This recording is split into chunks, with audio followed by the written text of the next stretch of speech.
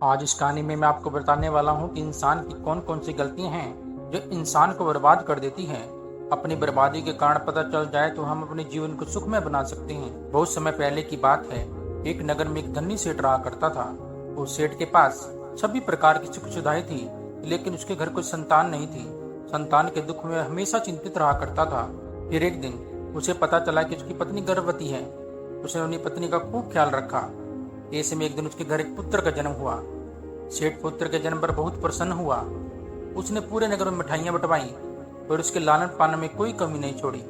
देखते ही देखते उसका पुत्र बड़ा हो गया। फिर सेठ ने उस पुत्र को गुरुकुल में भेजने का निर्णय किया ताकि वह पढ़ लिख कर एक विद्वान बन सके।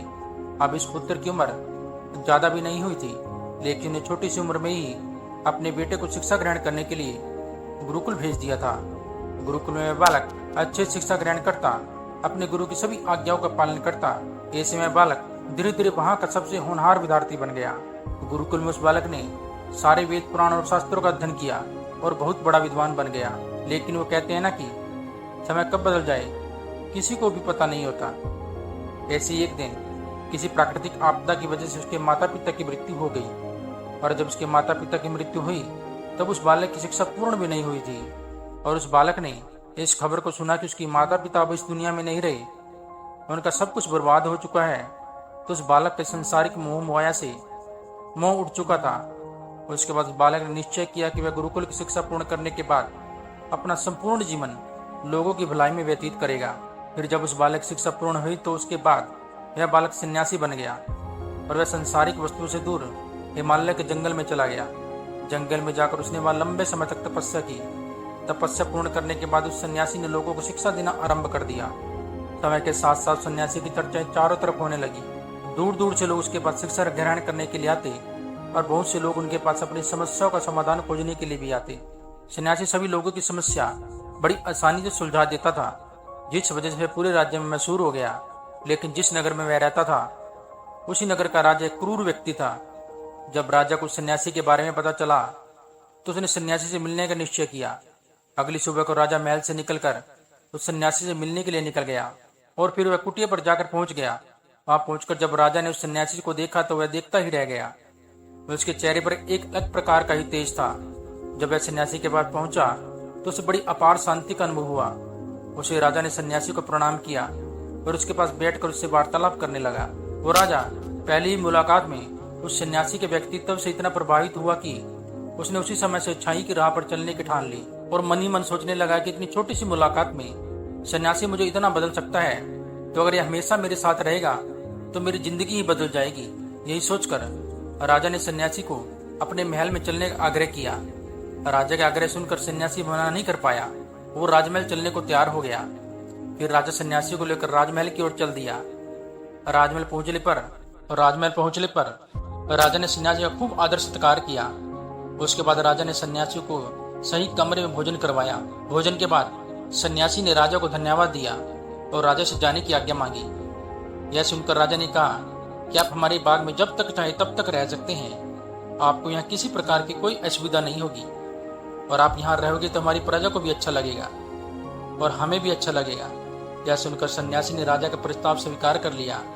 उसके बाद राजा ने सेवकों से कहा कि सन्यासी महाराज के लिए बगीचे में रहने का, खाने का और वस्त्र आदि का प्रबंध किया जाए।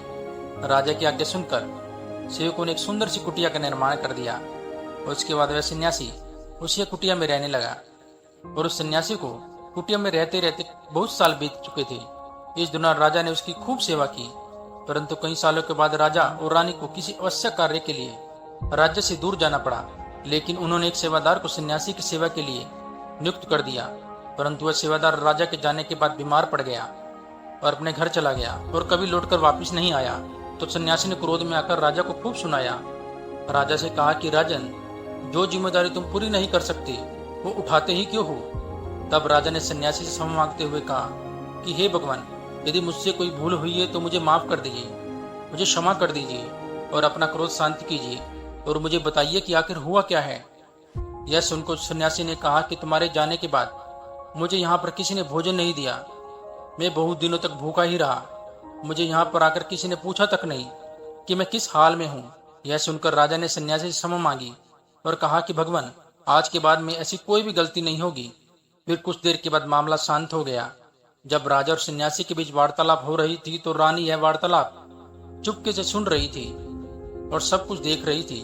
उसके बाद राजा ने सन्यासी को कोई भी शिकायत का मौका नहीं दिया और उसकी खूब सेवा की।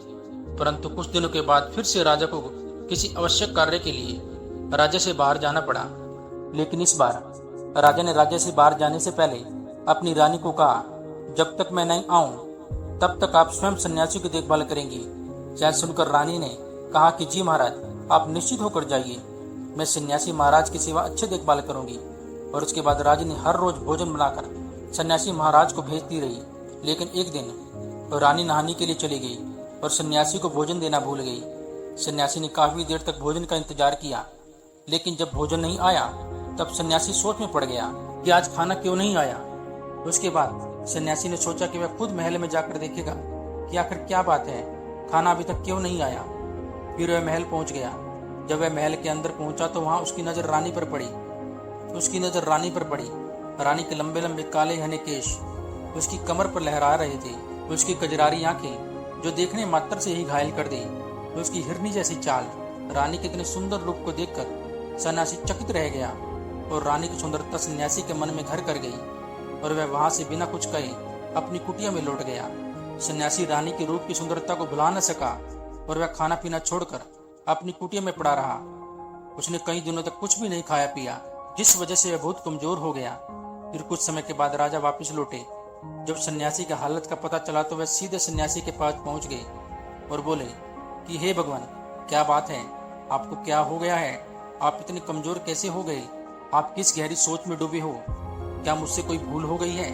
तब सन्यासी ने कहा कि नहीं राजन, आपसे कोई भूल नहीं हुई है। वह सुनकर राजा ने कहा, तो फिर क्या बात है, आप मुझे बताइए, मैं आपकी परेशानी जरूर दूर करूंगा। यह सुनकर सन्यासी ने राजा से कहा कि हे राजन, मैं आपकी रानी की अद्भुत सुंदरता को देखकर उनकी सुंदरता के फेर में पड़ गया हूँ और अब मैं रानी के बिना जिंदा भी नहीं रह सकता। यह सुनकर राजा हैरान हो गया और कुछ देर सोचने के बाद राजा ने सन्यासी से कहा, मैं आपको रानी दे दूंगा। यह सुनकर सन्यासी बहुत प्रसन्न हुआ। फिर राजा सन्यासी को लेकर महल चले गए। जब राजा और सन्यासी महल पहुंचे तो उसी दिन रानी ने सबसे सुंदर वस्त्र और गहने पहन रखे थे। राजा रानी के पास पहुंचे और राजा ने रानी से कहा कि कुछ सन्यासी की मदद करनी चाहिए, यह बहुत कमजोर पड़ गया है और मैं नहीं चाहता कि किसी ज्ञानी पुरुष की हत्या का कलंक मेरे सर पर लगे। इसके बाद राजा ने रानी से पूछा कि क्या आप यह पाप अपने सिर पर लेना चाहेंगी। राजा की यह बात सुनकर रानी ने राजा से पूछा कि आखिर इस सन्यासी के दुख का कारण क्या है। तो राजा ने रानी से कहा कि सन्यासी आपको अद्भुत सुंदरता के दीवाने हो गए हैं। राजा की यह बात सुनकर रानी ने कहा कि राजन, आप चिंता न करिए, अब आप सब कुछ मेरे ऊपर छोड़ दीजिए। मुझे पता है कि मुझे क्या करना है, उससे आपके ऊपर न सन्यासी की हत्या का पाप लगेगा और ना ही इससे मेरे पवित्र धर्म का नाश होगा। रानी की यह बात सुनकर राजा ने रानी को सन्यासी को सौंप दिया। उसके बाद सन्यासी रानी को लेकर कुटिया पर पहुंच गए। जब रानी सन्यासी की कुटिया पर पहुंची तो रानी ने सन्यासी से कहा, हमें रहने के लिए घर चाहिए, हम इस झोपड़ी में नहीं रह सकते। यह सुनकर सन्यासी राजा के पास गया और राजा से जाकर बोला कि हे राजन, हमें रहने के लिए घर चाहिए। सन्यासी की बात सुनकर राजा ने उसके लिए घर का प्रबंध कर दिया। सन्यासी रानी को लेकर घर पहुंच गया। जब रानी सन्यासी के उसी घर में पहुंची तो रानी ने सन्यासी से कहा, यह घर तो बहुत गंदा है और उसकी हालत बहुत खराब है, मैं इस घर में नहीं रह सकती। यह सुनकर सन्यासी फिर राजा के पास गया और राजा के पास जाकर बोला कि हे राजन, जो आपने हमें घर दिया है उसकी हालत बहुत खराब है। सन्यासी की बात सुनकर राजा ने उस घर की हालत ठीक करवा दी। उसके बाद फिर रानी घर के अंदर आई और नहा धोकर बिस्तर पर आ गई। फिर सन्यासी भी बिस्तर पर आ गए। फिर उसके बाद रानी ने सन्यासी से कहा कि आपको पता है कि आप कौन हैं और आप क्या बन गए हैं। आप एक महान सन्यासी थे जिसके लिए राजा स्वयं सारी जरूरतों की वस्तुएं उपलब्ध करवाता था, जिसके पास लोग दूर दूर से ज्ञान ग्रहण करने के लिए आते थे, जो लोगों को सत्य की राह पर दिखाता था, लोगों की समस्याओं का समाधान करता था, जिनको सभी लोग एक गुरु मानते थे, जिनके सब भगवान के रूप में पूजा करते थे। और आज आप वासना के कारण मेरे गुलाम हो गए हैं। रानी की यह बात सुनकर उस सन्यासी को एक झटका लगा। उसे महसूस हुआ कि वह एक सन्यासी है और वह क्या कर रहा है। वह तो यह सारी सुख सुविधाओं को छोड़कर शांति की तलाश में जंगलों में चला गया। जोर जोर से रोने लगा, चिल्लाने लगा रानी से कहने लगा कि मुझे क्षमा कर दीजिए महारानी, मैं यह क्या करने जा रहा था, अभी आपको राजा को सौंप कर आता हूँ। सन्यासी की बात सुनकर रानी ने सन्यासी से प्रश्न किया कि हे महाराज, मेरे मन में एक प्रश्न उठ रहा है, कृपया मेरे प्रश्न का उत्तर दीजिए। रानी की बात सुनकर सन्यासी ने कहा कि पूछो, तुम्हारा क्या प्रश्न है। जब आपको उस दिन भोजन नहीं मिला तो आप बहुत क्रोधित हो गए थे। मैंने आपके उस रूप को पहली बार देखा था और तभी मैं आपके व्यवहार से परिवर्तित महसूस करने लगी थी। ऐसा क्यों हुआ महाराज, आखिर आपको इतना क्रोध क्यों आया। रानी की बात सुनकर सन्यासी ने रानी को समझाया कि जब मैं जंगल में था तो मुझे समय पर भोजन भी नहीं मिलता था, लेकिन जब मैं महल में आया तो महल में आने के बाद मुझे सारी सुख सुविधाएं मिली।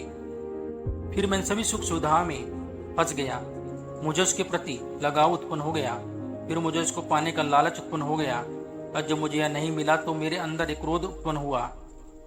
फिर सन्यासी ने कहा कि महारानी, सच तो यह बात है, अगर इच्छा पूरी नहीं हो तो क्रोध उत्पन्न होता है और अगर इच्छा पूरी हो जाए तो लालच पैदा होता है। फिर सन्यासी ने रानी से कहा, यह इच्छा की पूर्ति ही मुझे वासना के द्वार तक लेकर आई है और मैं आपके प्रति आकर्षित हो गया। इसके बाद वो सन्यासी रानी को लेकर राजा के पास गया और बोला कि राजन, मुझे क्षमा कर दीजिए, मुझे अपनी गलती का एहसास हो गया है। ये लो आपकी रानी, मुझे यह सब नहीं चाहिए। मैं अपनी इच्छा के वशीभूत होकर यह गलत कार्य करने जा रहा था और अपने जीवन को बर्बाद कर रहा था, लेकिन अब मुझे सब कुछ समझ आ गया है। उसके बाद सन्यासी ने कहा कि हे राजन, मनुष्य की बर्बादी का कारण उसकी 4 आदतें बनती हैं। दुनिया की हर एक व्यक्ति के अंदर यह 4 अवगुण होते हैं, लेकिन जो व्यक्ति इन पर नियंत्रण पा लेता है वह दुख और परेशानी से बच जाता है, लेकिन जो व्यक्ति इन 4 पर नियंत्रण नहीं पा सकता ये बर्बाद हो जाता है, कंगाल हो जाता है। यह सुनकर राजा ने कहा कि महाराज, आप मुझे 4 आदतें बताइए जिससे मनुष्य बर्बाद हो जाता है। फिर सन्यासी ने राजा को मनुष्य को बर्बाद करने वाली आदतों के बारे में बताया कि हे राजन, मनुष्य को बर्बाद करने वाली आदतें, पहली आदत है इच्छा, क्योंकि इच्छा ही दुनिया की हर एक व्यक्ति के अंदर सबसे पहला अवगुण होता है और जो व्यक्ति अपनी इच्छाओं का नियंत्रण में नहीं रख सकता वह जीवन के किसी भी क्षेत्र में सफल नहीं हो पाता, क्योंकि जैसे ही उसकी एक इच्छा पूरी होती है दूसरी की ओर बढ़ने लगता है और दूसरी पूरी होती है तो तीसरी की ओर बढ़ने लगता है। ऐसे करते करते इच्छाओं के नियंत्रण न होने के कारण इसी जाल में फंस कर रह जाता है। इसलिए राजन, तो हम अपने मन पर भी नियंत्रण कर लेते हैं। जब हमारा मन हमारे बस में होता है तो हमें सभी सुख सुविधाएं प्राप्त होती हैं, फिर जो हम चाहते हैं वही हमारे साथ होता है। फिर सन्यासी कहता है कि राजन, मनुष्य को बर्बाद करने वाली दूसरी आदत है वासना। वासना का जन्म हमारे मन में उठने वाली इच्छाओं से होता है। जिस प्रकार इच्छा का कोई अंत नहीं होता, मनुष्य की वासना के जाल में फंसता ही चला जाता है। वासना के वशीभूत होकर मनुष्य को कुछ भी नजर नहीं आता। आज तक जितनी भी लड़ाइयां हुई हैं उनका सबसे बड़ा कारण स्त्री ही है। स्त्री के प्रेम में वशीभूत होकर राजा महाराजों ने आज से पहले बहुत सारे युद्ध किए। रावण ने संसार का सबसे बुद्धिमान व्यक्ति था, लेकिन उसने भी माता की सुंदरता के फेर में आकर अपना सब कुछ बर्बाद कर लिया, तो उसकी मृत्यु का कारण एक स्त्री ही बनी। राजा महाराजा तो युद्ध में इसलिए हार गए क्योंकि वह स्त्रियों की रासलीला रचने में रह गए। ईश्वर ने तो स्त्री की उत्पत्ति इस संसार को बढ़ाने के लिए की है। आजकल लोगों ने इसे अपने वासना का शिकार बना लिया है, अपने मनोरंजन का साधन बना लिया है, और जब उन्हें अपना यह मनोरंजन नहीं मिलता तो पागल हो जाते हैं और ना जाने क्या क्या कर बैठते हैं। इसलिए हे राजन, जितना हो सके उतना वासना से दूर रहना। फिर सन्यासी कहता है कि हे राजन, मनुष्य को बर्बाद करने वाली तीसरी आदत है क्रोध, क्योंकि जब मनुष्य की वासना पूर्ति नहीं होती तब उसके अंदर क्रोध की उत्पत्ति होती है, और जब व्यक्ति को क्रोध आता है तो उसे अपने ऊपर नियंत्रण नहीं रहता और फिर वह क्रोध में आकर गलत निर्णय ले लेता है और दूसरों को भला बुरा कह देता है, गालियां निकाल देता है। और जब उनका क्रोध शांत होता है तो उन्हें अपनी गलतियों का एहसास होता है, लेकिन जब तक वह बर्बाद हो चुका होता है, क्रोध के कारण मनुष्य के बने बनाए काम बिगड़ जाते हैं।